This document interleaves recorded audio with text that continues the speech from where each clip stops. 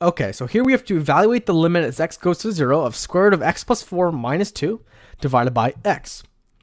Now the first thing when you see a limit is you want to try plugging in that value. Sometimes that's how it goes. In this case, we plug in 0, we're going to get 0 plus 4. So that's square root of 4, that's 2, minus 2, that's 0, and then divided by 0. So in other words, you have 0 divided by 0, that's not very helpful. And so we're going to have to try to figure out other ways to figure out this limit. And what we can do here is multiply, or we want to rationalize the numerator by multiplying by the conjugate. And so what's going to happen is we're going to multiply the both numerator and denominator by what's the conjugate of the numerator, right? If you remember this helps us take advantage of a difference of squares.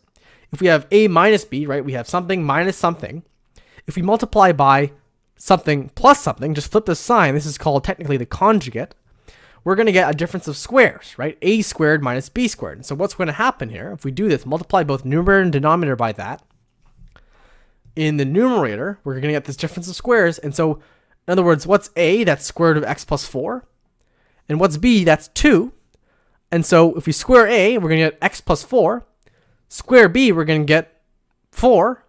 And so x plus 4 minus 4 gives us just x.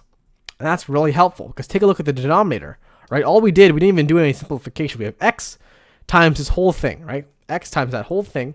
And now you can see we can cancel out that x in the denominator, right? That x that was holding us back from plugging in 0 because then we would be dividing by 0. And so after we do this, we get 1 over square root of x plus 4 plus 2. And now you can take a look. You can plug in 0. Plug in 0, we have 1 over square root of 0 plus 4, or 4. Right, so square root of 4, that's 2, plus 2 is 4, and so our final answer is 1 over 4.